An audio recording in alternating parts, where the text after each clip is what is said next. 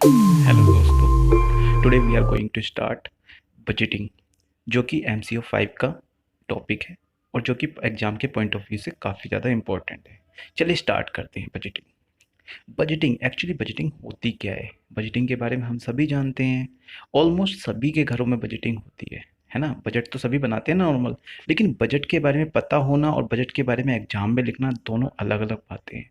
तो इसके बारे में थोड़ा-सा पढ़ते हैं, जो हमें पेपर के अंदर एग्जाम के अंदर अटेम्प्ट करना है क्वेश्चंस, उसको कैसे करेंगे। Budgeting actually budgeting is a process. यहाँ पे लिखा है the process of preparing plans for future activities of a business enterprise for attaining the objectives of an organization. इसका मतलब क्या हुआ? देखो, बिजनेस के अंदर जब भी हम बिजनेस करते हैं तो सिर्फ प्रेजेंट के अंदर ही देखकर बात नहीं करते हैं, हमें फ्यूचर के बारे में सोचना पड़ता है पहले से ही, क्योंकि वहाँ बात होती है इन्वेस्टमेंट की। इन्वेस्टमेंट जब हम करेंगे तो उसके बारे में सोचेंगे भी कि रिटर्न कैसा आएगा, कब तक आएगा, कितना आएगा। इसी के लिए हम लोग बजटिंग करते हैं। बजटिंग में हम लोगों को काफ़ी चीज़ें जानने को मिलती हैं अपने बिजनेस से रिलेटेड। इसी के बारे में हम लोग इसमें डिस्कस करेंगे। सबसे पहले बात करते हैं बजटिंग के फंक्शंस की, जो कि आपको दिख रहा है कि बजटिंग के दो फंक्शंस होते हैं। नंबर वन बजट, सेकंड है बजटरी कंट्रोल। तो सबसे पहले बात करते हैं हम बजट की। बजट क्या है? Budget is a comprehensive plan. Actually में क्या होता है, हर कंपनी को एक बजट तैयार करना पड़ता है, एक प्लान तैयार करना पड़ता है किसी भी काम को करने से पहले, कि इस काम को करने में कितनी इन्वेस्टमेंट होगी, कितनी रिटर्न आएगी, कब तक, कितने पीरियड ऑफ टाइम में आएगी। तो यहाँ पे लिखा है a comprehensive and coordinated plan expressed in financial terms for the operations and resources of an enterprise for some specific period in the future. तो आपको यहाँ पे जो इसकी सबसे अच्छी डेफिनेशन है ना, वो ICMA ने दी है, लंदन ने। तो यहाँ पे इसकी डेफिनेशन लिखी है, budget is a financial and और quantitative statement prepared prior to a defined period of time. ये बहुत ज़रूरी है। बजट जो तैयार किया जाता है ना, किसी पर्टिकुलर पीरियड ऑफ टाइम के लिए किया जाता है। चलिए बढ़ते हैं हम अपने अगले टॉपिक की तरफ, जो है हमारा बजटरी कंट्रोल। बजटरी कंट्रोल आप सभी को पता है कि जब हम बजट बनाते हैं तो फ्यूचर के बारे में हम पहले से प्लान करके चल रहे हैं। अब फ्यूचर में ज़रूरी नहीं है वो वर्क करे या ना करे, इसीलिए बजटरी कंट्रोल टॉपिक है। तो according to ICMA London, budgetary control is the establishment of budgets relating to responsibilities of executives to the requirement of a policy and the continuous comparison of actual with budgeted results, either of secure by individual action the objectives of that policy or to provide a basis for its revision। देखो, यहाँ पे हम लोग क्या करते हैं, future के बारे में जब भी पहले से प्लान करते हैं ना, तो फ्यूचर में जब वो टाइम आता है तो हम उसे बजटेड को एक्चुअल के साथ कंपेयर कर पाते हैं इस बजटरी कंट्रोल की हेल्प से, और जहाँ पे भी जो कमियां रह गई हैं उसे दूर करने की कोशिश करते हैं, क्योंकि कुछ इन्वेस्टमेंट इरिवर्सिबल होती हैं जिनमें हमें बहुत बड़ा लॉस हो सकता है, इसलिए हमें बजटरी कंट्रोल की ज़रूरत होती है। चलिए अब देखते हैं क्या ज़रूरत होती है बजटरी कंट्रोल की, क्या ऑब्जेक्टिव्स हैं इसके। सबसे पहले, to control the cost and increase revenue and thereby maximize the profit. सभी को प्रॉफिट बढ़ाना है भाई, कंपनी चला रहे हैं, ऑर्गेनाइजेशन का पहला और आखिरी मकसद यही होता है किस तरीके से हम अपने प्रॉफिट को मैक्सिमाइज कर सकें।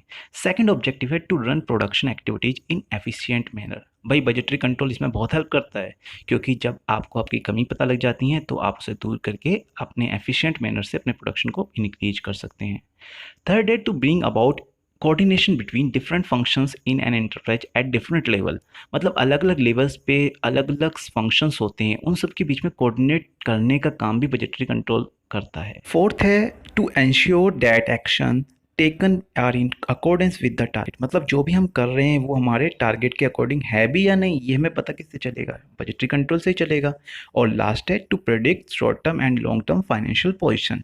पहले से ही हम लोग ये प्रेडिक्ट कर पाते हैं कि हमारी शॉर्ट टर्म और long term financial position present में क्या चल रही है और उसके अकॉर्डिंग हमारे को फ्यूचर में कितना बेनिफिट मिल पाएगा। चलिए बात करते हैं अब इसके कुछ एडवांटेज और लिमिटेशंस की। तो इसकी सबसे पहली एडवांटेज है leads to maximum utilization of resources, जैसा कि हमको पता ही है। Second, helpful in better coordination, ये भी हम जानते हैं कि कोऑर्डिनेशन बहुत हेल्प करता है। थर्ड है makes a path for active participation and support of top management. ये टॉप मैनेजमेंट को बहुत सपोर्ट करता है, क्योंकि बीच में एरर पता लग जाते हैं हमको। फोर्थ है, थर्ड है help in self examine and self criticism. ये सबसे अच्छा बेनिफिट इसका यही लगता है मुझे कि ये जो है खुद ही सेल्फ एग्जामिन कर पाता है कि कहाँ कमी रह गई और उसी को क्रिटिसाइज कर देता है खुद ही। अगला है increase the awareness about the business enterprise. ये अवेयरनेस इंक्रीज करता है बिजनेस एंटरप्राइज में। लास्ट है enable the organization to prefix its goal and push up the force. ये एक ऑर्गेनाइजेशन के अंदर किसी भी गोल को प्रीफिक्स करता है और उसको हासिल करने के लिए उसको फोर्स करता है। इसके कुछ लिमिटेशंस भी होते हैं, जैसे कि हर किसी के होते हैं तो इसके भी होते हैं। अब इसके लिमिटेशंस क्या हैं?